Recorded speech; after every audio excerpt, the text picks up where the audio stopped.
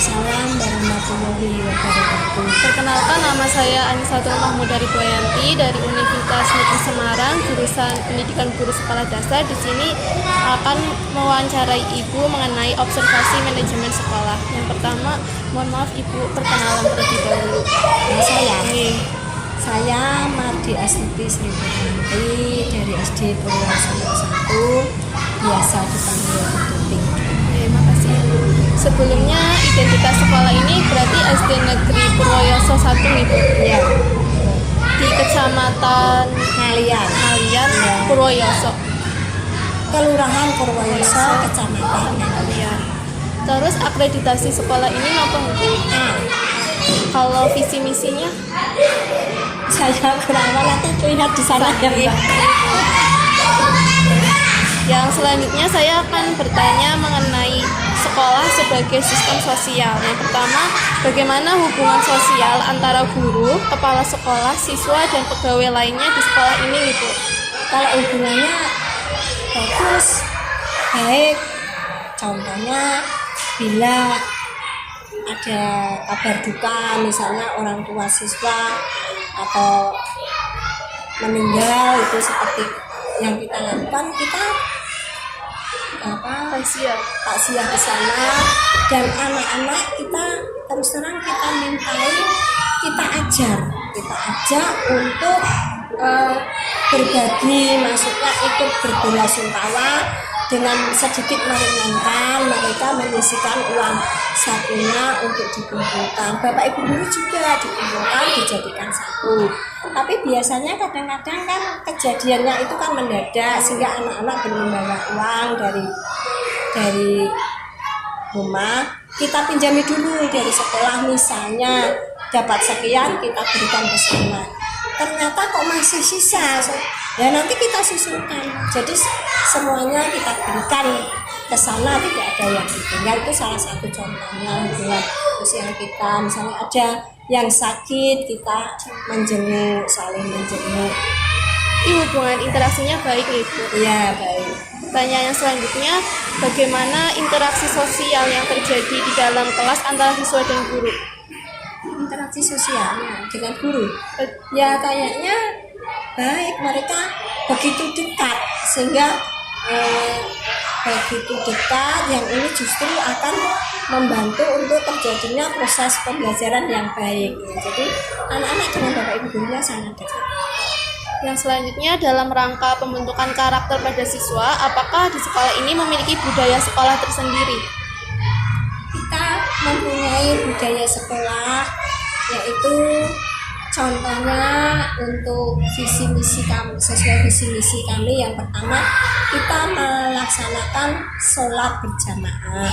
Ketika anak-anak pulang, terutama yang kelas besar itu ya, kita sholat berjamaah dulu, baru pulang.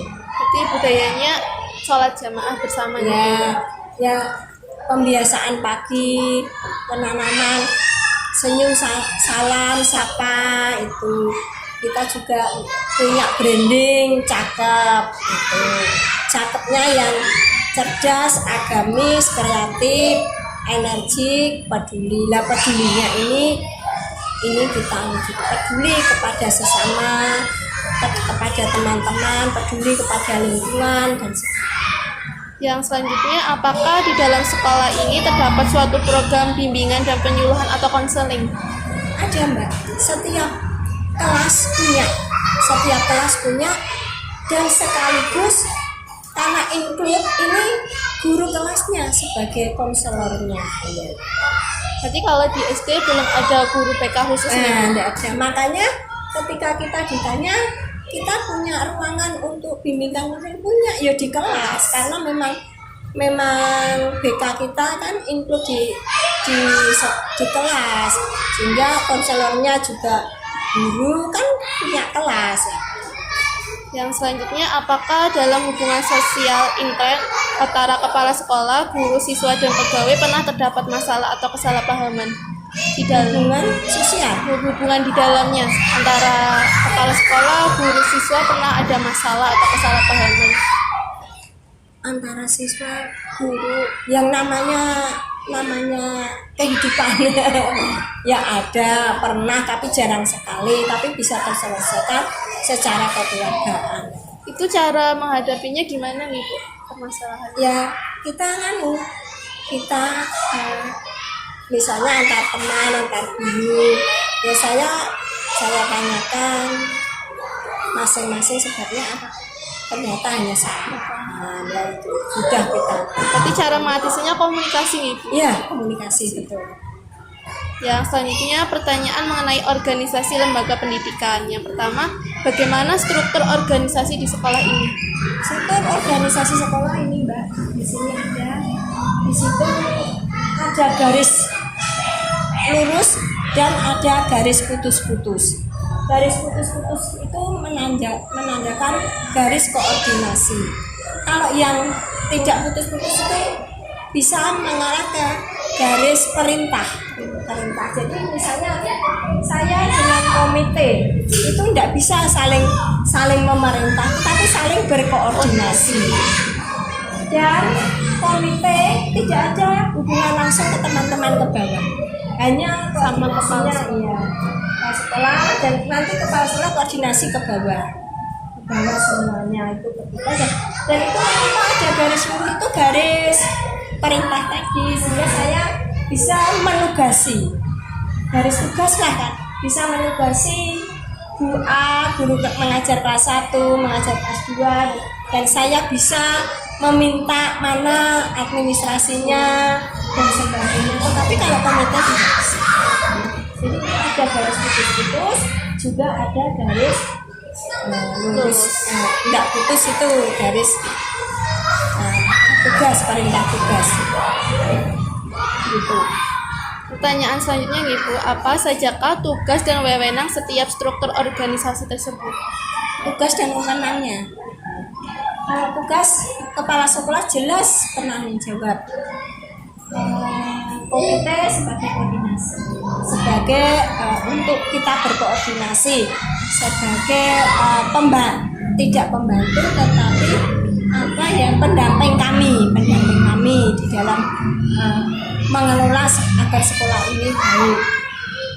Untuk koordinatornya ini sudah jelas, dari mengajar kelas berapa.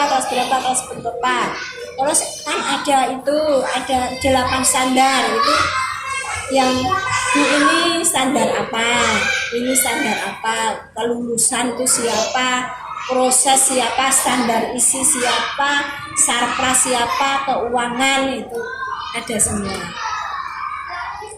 Selanjutnya, bagaimana jika salah satu anggota organisasi menyalahi wewenangnya? Apakah terdapat kebijakan khusus yang mengatur perihal tersebut? Ya kita tegur, karena ditegur, misalnya harus laporan, ini kok belum laporan, ya kita tanyakan mana laporannya, kita tegur. Nanti ditegur gitu. Iya. Yang pertanyaan selanjutnya mengenai manajemen berbasis sekolah. Yang pertama, bagaimanakah penerapan manajemen berbasis sekolah di sekolah sini Bu? Penerapannya seperti yang sudah saya sampaikan tadi ya, sama penerapannya jelas semua aspek kegiatan di sekolah ini berdasarkan manajemen berbasis sekolah. Terus yang kedua, adakah kendala yang dihadapi dalam penerapan manajemen berbasis sekolah di sekolah ini? Ya ada, tetap ada, tapi tidak begitu, yaitu tadi salah satunya kalau kita komunikasi di sekolah kan setiap hari ketemu ya, kendalanya itu kalau harus berkomunikasi dengan paguyuban kelas dan sebagainya, dengan latar belakang orang tua yang berbeda-beda, itu kendalanya kita. Yang selanjutnya, bagaimana solusi atau upaya untuk mengatasi kendala yang dihadapi dalam penerapan manajemen berbasis sekolah di sekolah ini? Ya, tadi kita cari akar permasalahannya apa. Misalnya kok rapat kok banyak yang tidak bisa hadir. Nah, kita solusi apakah hari Sabtu? Kalau hari Sabtu kan banyak yang libur, atau contohnya seperti itu. Jadi kita cari penyebabnya apa. Rapat kok semrawuh masih itu sebabnya apa.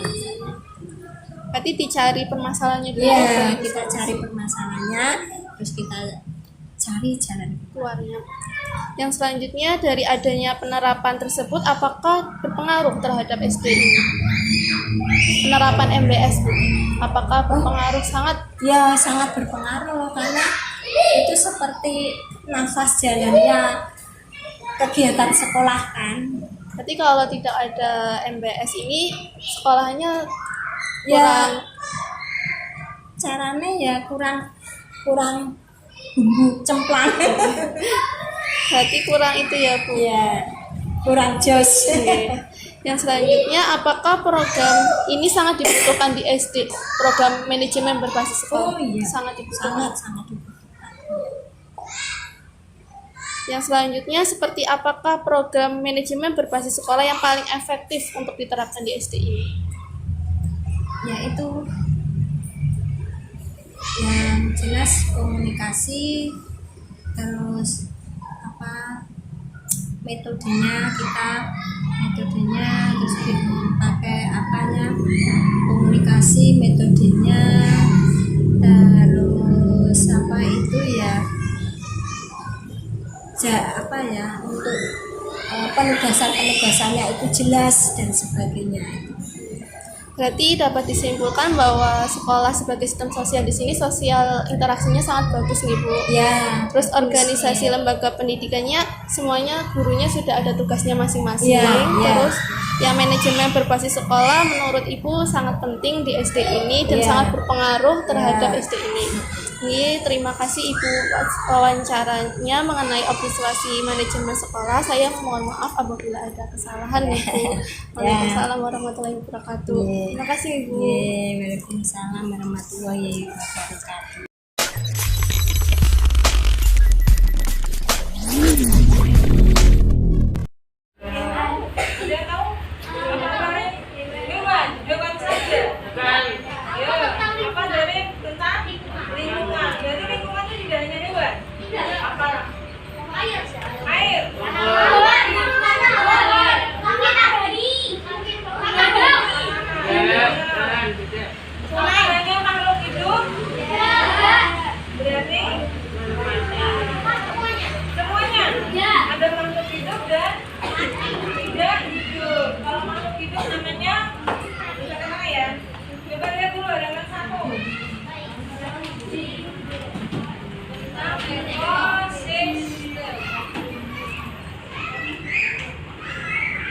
Dibaca halaman 1.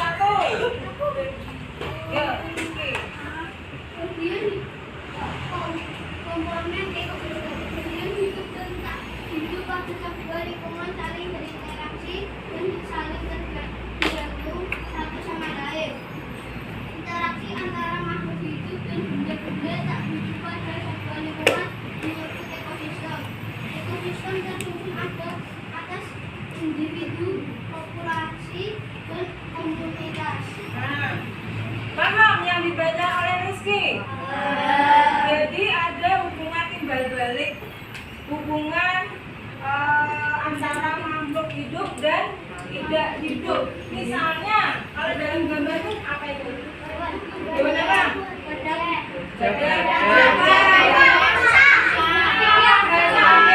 Hewan yang besar itu saja? Ya, yang tidak terlihat ada ya?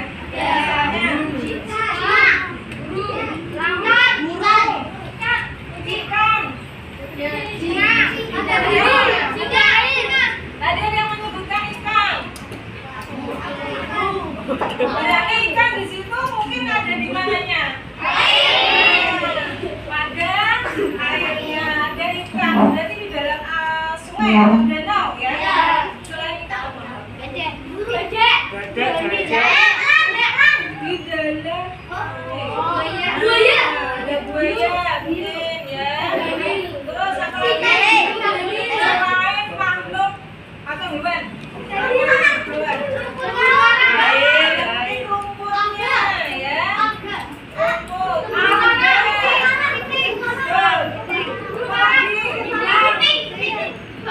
Batu. Terus biasanya mungkin pasir, mungkin lumpur, mungkin tanah ya enggak? Ya. Di dalam air ada kehidupan. Di luar di daratan juga ada kehidupan, ya nggak? Ada apa situ misalnya?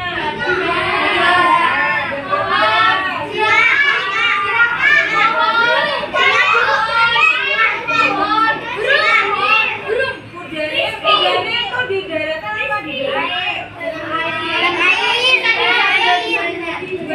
Amfibi. Betul nggak amfibi? Apa itu hewan amfibi? Yang hidup di dalam. Nah, kudanya hidupnya di mana? Dua alam. Iya, Bu. Dua alam. Dia bisa ke daratan, tapi secara pernapasannya ya, itu harus kita dalami lagi untuk kudanil. Kemudian selain gajah, jerapah di sekitar tujuan itu ada apa? Supaya kita bisa hidup harus ya, ada pohonnya ya. Nah, di pohon ini mungkin juga ada untuk berkembang biak hewan.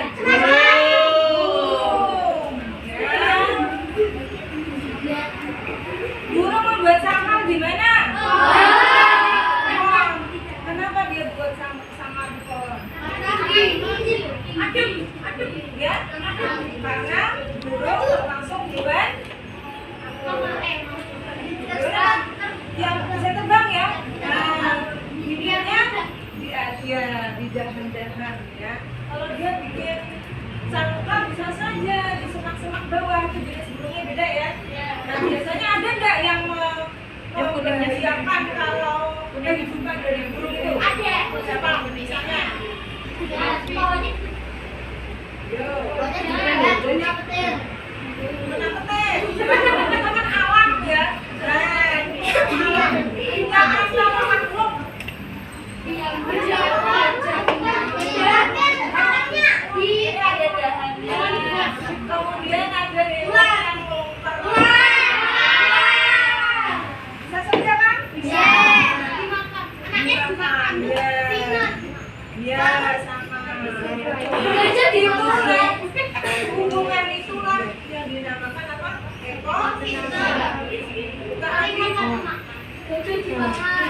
Tapi tidak hanya makhluk hidup ya, ada didukung juga oleh makhluk tidak hidup. Itu ya halaman yang kedua. Ekosistem.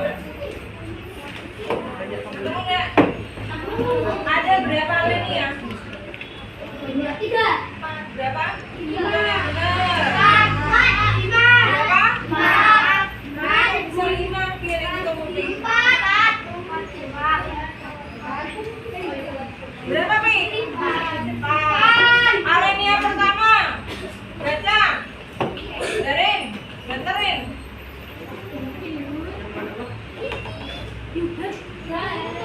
Dia buku dewe ya. Nah, dolanan toh. Nah, lupa. Ekosistem semua makhluk hidup memerlukan lingkungan tertentu untuk memenuhi kebutuhannya. Lingkungan adalah segala sesuatu yang berada di sekitar makhluk hidup. Sebuah lingkungan terdiri atas bagian yang hidup biotik dan bagian tak hidup abiotik. Bagian yang hidup di sebuah lingkungan terdiri atas tumbuhan, hewan, dan makhluk hidup lainnya. Bagian lingkungan yang tak hidup terdiri atas cahaya, matahari, air, udara, dan tanah. Sudah selesai hal ini ya. Kalian menemukan kata apa di sana? Biotik. Kata biotik dan abiotik. Pernah dengar antibiotik ya? Pernah. Gimana itu? Obat. Iya. Obat toh. Dalam bacaan sini artinya apa itu? Tak hidup. Yang tak hidup yang mana? Kalau yang biotik hidup. Contohnya apa ini?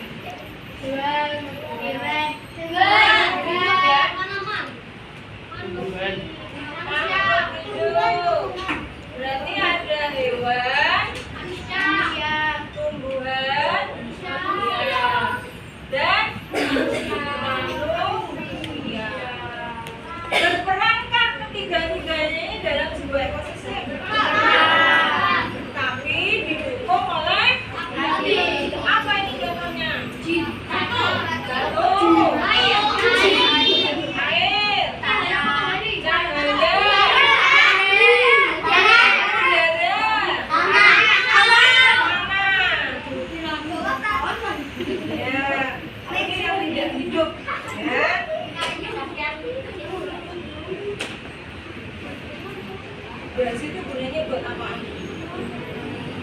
akomodasinya mana?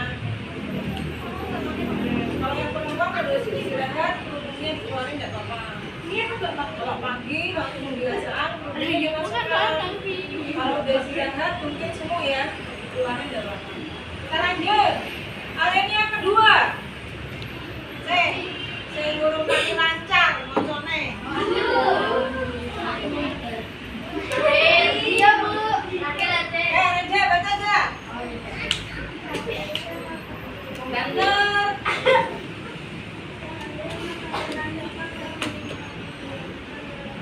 Menghangatkan.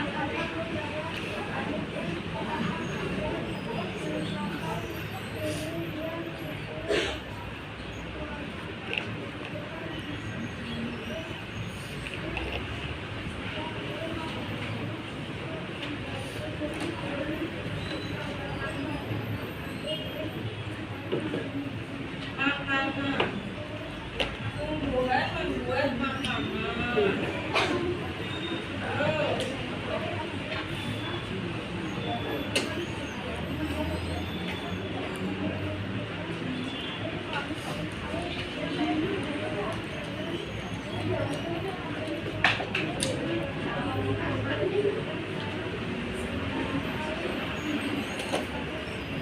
Ini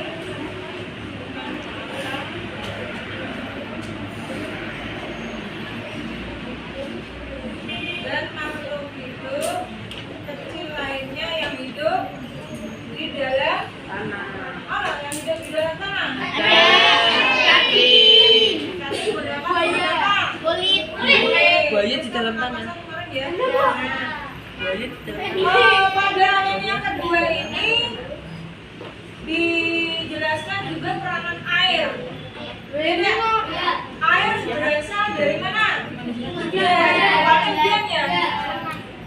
Tapi air hujan itu ada yang bermanfaat, ada yang menyebabkan musibah juga ya. Kemarin terjadi musibah. Gimana? Yang diri. Oh,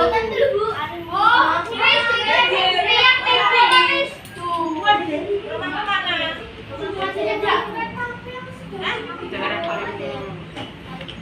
Oh, kamu di Kalimantan ya, Kalimantan banjir. Kamu sana kan? Kamu sana? Kalimantan ya, Kalimantan mantan ke Kalimantan sana kemarin banjir ya. Terus Wahyu Utomo, siapa yang dekat sana? Ya, kena salsa. Agak cepat. Dan kamu lihat air bannya. Nah itu hujan yang menimbulkan bencana ya. Hujannya deras sekali. Tapi kalau sampai air sungai keluar, itu sebabnya apa? Banjir, ya banjir sebabnya apa? Sampah. Berasal tekan sungai, lalu buatku sekolahan gini penuh sampah. Banjir. Ya toh, Gonggot itu kan aliran dari mana-mana ya.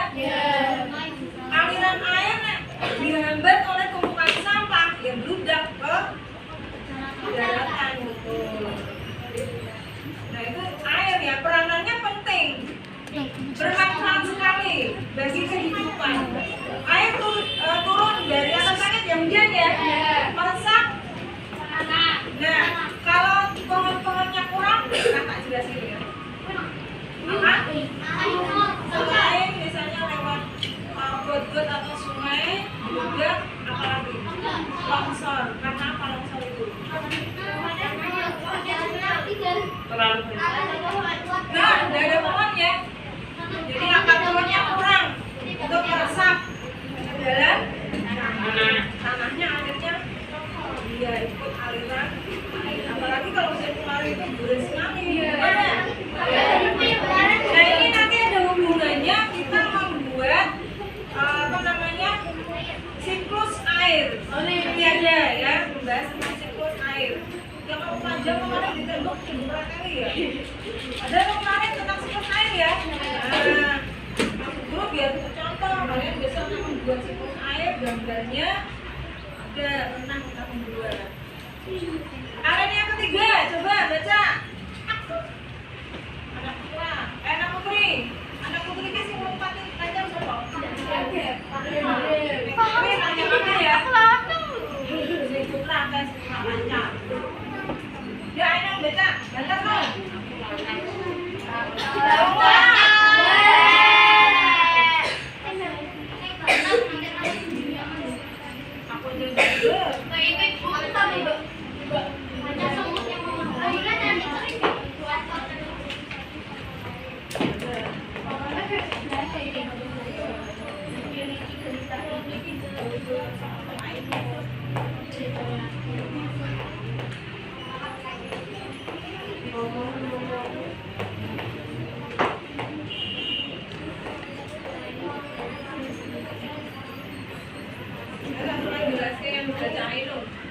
Yang dibaca itu alinea ketiga terdiri berapa kalimat? Berapa kalimat? 4. Bacakan kalimat pertama. Simak ya, pertanyaan dulu ya. Kalimat pertama di alinea ketiga. Tolong dicari. Diandra.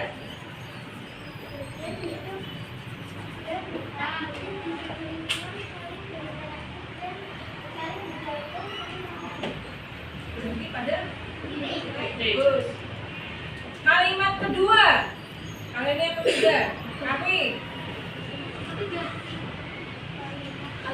Alineanya ketiga. Kalimatnya kedua. Bentar. Interaksi antara makhluk hidup dan benda-benda tak hidup di sebuah lingkungan disebut ekosistem. Benar. Ketemu lagi kata ekosistem. Jadi ekosistem ini tadi adalah interaksi dari apa? Antara biotik, Interaksi. Interaksi itu apa tuh? Interaksi itu apa tuh? Saling mempengaruhi, saling berhubungan ya. Jadi ya, dari makhluk hidup dan tak hidup. Gampangannya kita aja.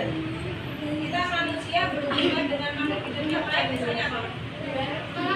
Tanaman, bagus. Kita butuh tanaman secara kesehatan untuk apa? Yuk.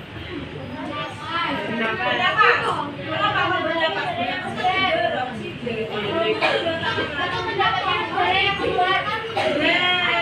keras apa?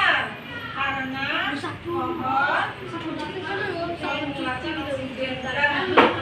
Oksigen kita hidup yang kita keluarkan karbon dioksida. Karbon dioksida dihirup oleh siapa? Tumbuhan. Betul. Di hijau-hijauan bisa kita keluarkan dihirup oleh pohon, tumbuhan. Yang tumbuhan keluarkan ganti kita hirup hijau-hijauan. Maka kita sangat membutuhkan pohon, tumbuhan. Kamu aja kalau siang hari itu loh, siang hari panas ya? Iya. Kamu di bawah pohon, ya berteduh di bawahnya. Selain adem, silir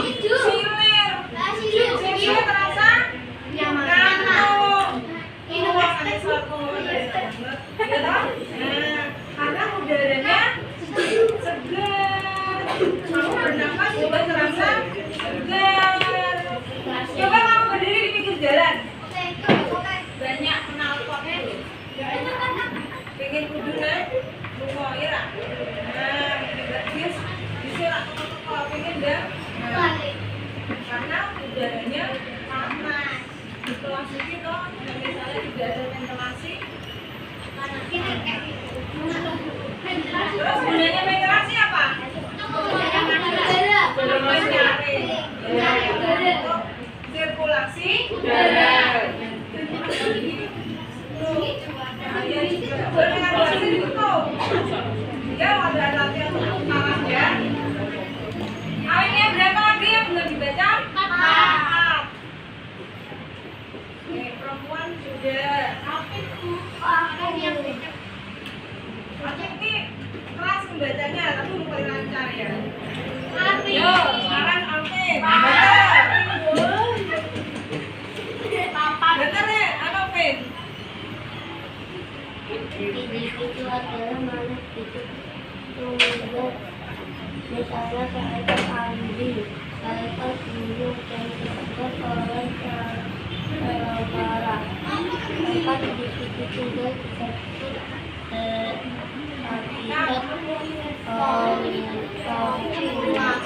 Populasi adalah kumpulan individu organisme yang daerah tertentu.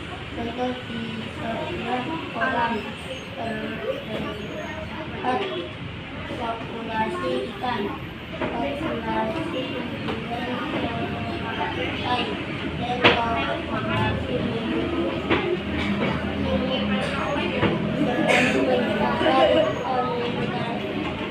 komunitas adalah populasi hidup suatu daerah tertentu. Kalau komunitas adalah komunitas sungai dan komunitas padang. Coba di badan yang keempat ada beberapa kata yang baru kita temukan. Contohnya apa? Populasi. Apa lagi? Habitat. Populasi. Selatan. Habitat. Individu. Komunitas. Ya. Tadi ada populasi ya? Apa di situ artinya populasi?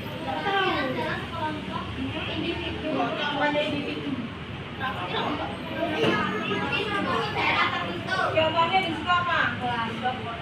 Kolam. Kolam terdiri atas beberapa. Contohnya di situ apa saja? Bukan juga. Berantai. Ada lumutnya. Biasanya di batu-batu ya. Apalagi? Ikan, rantai, lumut, batu, dan sebagainya. Buaya ya, kalau sungainya ya. Buaya di tanah, buaya di dalam tanah. Kalau yang di tengah-tengah hutan dan tanah itu ya rawa-rawa ini banyak manusia. Tapi sekarang sudah gak langka ya, karena diburu. Nah, coba anak dari 4 alinea ini kamu cari kata-kata baru dan artinya minimal 1 orang berapa? 5. Jadi buku baca belum? Kan 4 alinea toh? Kita ada alinea pertama ya. Nanti alinea kedua, 3 dan keempat cari. Tulis di buku latihan. Mencari apa tadi?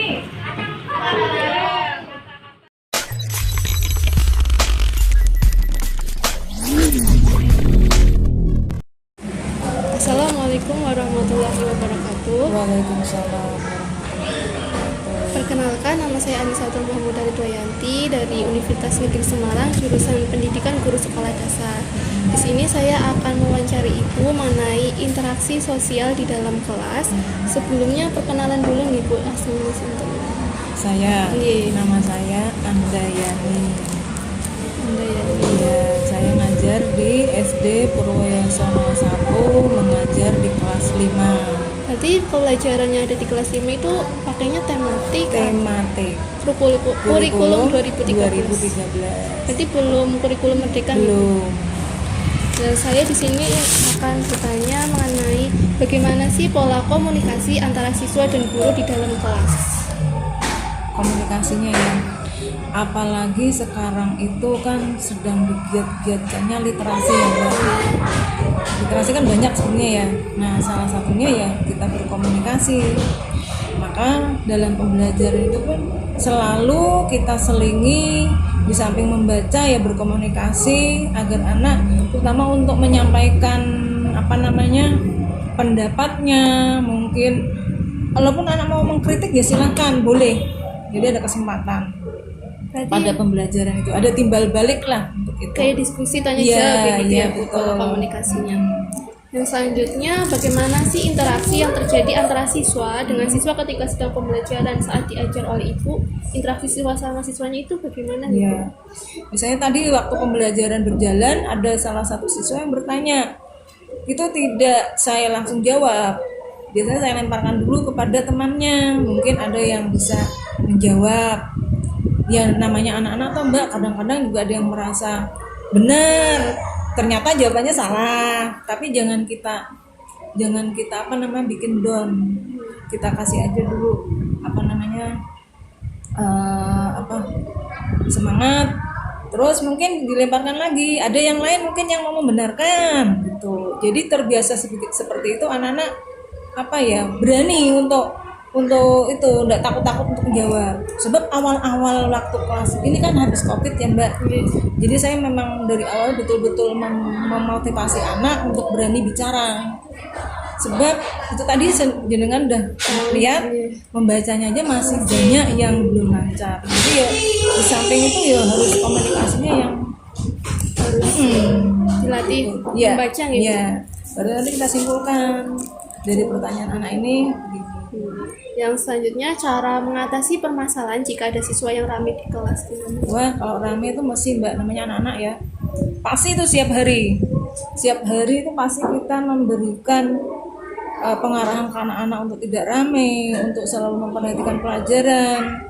Boleh ramai kalau dalam berdiskusi mungkin ya, tapi namanya anak SD Mbak, berdiskusi terkadang itu terlampau, akhirnya kayak kebablasan ya, ramai sekali, biasa. Tapi harus kita sering arahkan anak SD ya seperti itu. Jadi kalau nanti kalau misalnya ramai langsung diarahkan gitu, ya. bisa suruh membaca atau gimana gitu. Kita makanya siap ganti-ganti teknik. Saya kalau menonton ramenya ganti lagi, mungkin diperlihatkan gambar apa. Kadang biasa saya siap laptop untuk sekarang lihat ini, mungkin kayak tadi tentang siklus air, mungkin kita setelkan sedikit untuk memfokuskan anak-anak ya.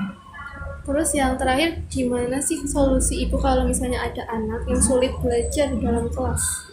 Pasti ada ya Mbak ya, pasti ada itu. Satu kelas atau 1-2 orang pasti ada. Kadang ada tugas nggak dikerjakan, biasa. Ya itu tadi, kembali lagi kita selalu tidak kurang-kurang untuk mengarahkan ke anak. Tapi kalau sampai berkali-kali itu biasanya kita konsultasi orang tua, pemberitahuan ke orang tua. Nanti bimbingan sama gurunya juga bimbingan sama orang tuanya, komunikasi. Apalagi sekarang kan ada grup kelas ya. Terus yang terakhir Bu, di kelas tersebut tuh ada struktur organisasinya atau enggak ya? Ada. Kayak ketua kelas gitu. Ya. Di dindingnya ada Ada saya. Nanti izin fotonya. Silakan. Cuman ya saya membuat ya sederhana sekali. Itu anak-anaknya dalam mengerjakan tugasnya itu gimana nih Bu? Apakah sudah sesuai dengan misal bendahara, gini ketua kelas gitu? Kalau untuk tugas kelompok, saya biasanya memakai kelompok Rabu piket. Jadi Senin Selasa itu ya Rabu kelompok. Tapi kalau untuk pertanggungjawaban untuk ketertiban kelas atau mungkin tentang misalnya kalau dalam berkelompok itu butuh dana, kayak kemarin itu membuat salad ya, harus dalam kelompok mengkoordinir beli ini, nah berarti kan bendaharanya berperan. Kalau untuk ketua setiap hari, ketua dan wakil. Terus untuk memimpin berdoa atau menyiapkan pulang itu saya gilir. Ya setiap hari itu urut absen. Senin terus besok lagi siapa urut. Jadi semua bisa merasakan Mbak. Tidak hanya ketua kelasnya saja. Jadi semua harus bisa untuk memimpin itu. Tapi kalau misalnya saya tinggal atau ada apa, masih yang kita tanyakan ketuanya. Jadi ketua kelas yang mengatur. Iya. Terus yang terakhir lagi itu Bu, kalau pembiasaan kayak pagi hari atau pulang sekolah itu gimana nih Bu? Kalau untuk kelas pembiasaannya kan biasa berdoa sebelum pelajaran. Kalau mau pulang ya berdoa pulang. Ada pembiasaan pagi kayak misalnya Asmaul Husna. Nah kalau itu dari Senin kan pacaran di halaman. Terus kalau Selasa sampai Kamis itu ada Asmaul Husna di lapangan dari kelas 1 sampai kelas 6. Oh bareng-bareng. Iya. Jumatnya senang. Jumatnya senang. Sabtunya Sabtu libur. Kata kepala sekolah jadi literasi di rumah gitu. Iya. Nah setiap Sabtu itu tugas literasi. Literasi kadang saya suruh buat ya cerita atau mungkin membuat kesimpulan dia tentang apa gitu. Kalau kelas 5 kan materinya banyak tuh Mbak. Dalam 1 bulan itu ada mungkin minggu ketiga kadang-kadang saya untuk menyimpulkan pelajaran dari Misalnya subtema 3, kesimpulannya tentang pelajaran apa. Baik Ibu, terima kasih. Berarti kesimpulannya interaksi sosial yang ada di dalam kelas itu baik ya antara guru sama siswa, dan biasanya melakukannya itu seperti kayak tanya jawab, diskusi gitu. Ibu terima kasih atas waktunya Ibu. Mohon maaf mengganggu waktunya. Saya berterima kasih sama Ibu. Ya, sama-sama. Mohon maaf bila ada kesalahan. Waalaikumsalam warahmatullahi wabarakatuh. Waalaikumsalam. Terima kasih Ibu. Ya.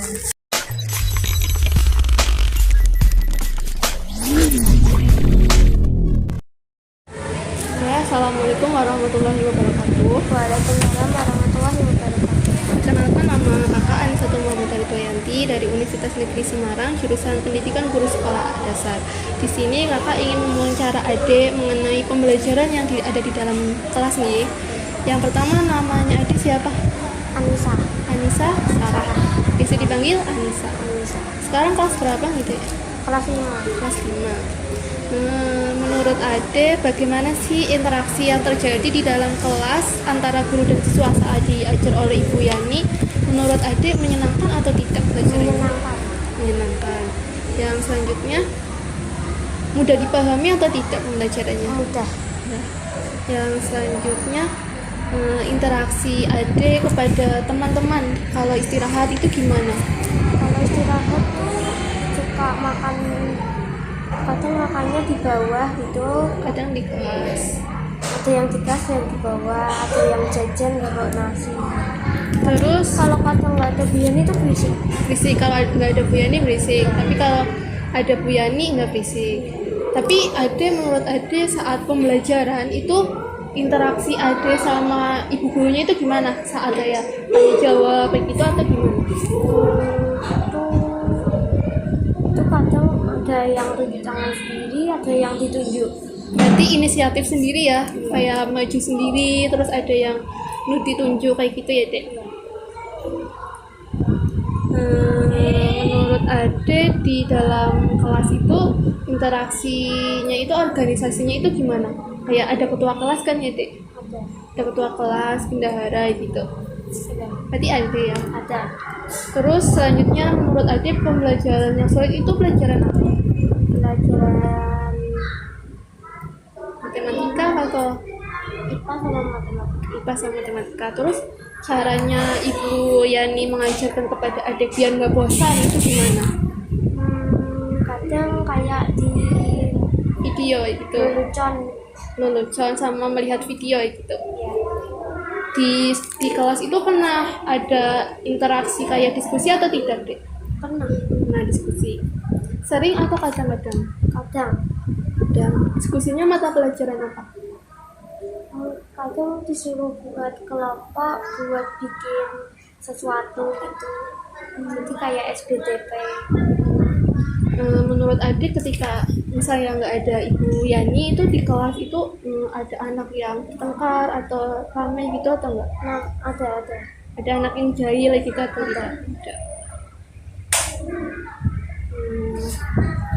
Udah sih deh, itu aja yang kakak tanyakan kepada Ade. Mohon maaf apabila ada kesalahan. Terima kasih ya, dan mohon maaf mengganggu waktunya saat pembelajaran. enggak apa-apa. Wah, ya terima kasih. Wassalamualaikum warahmatullahi wabarakatuh.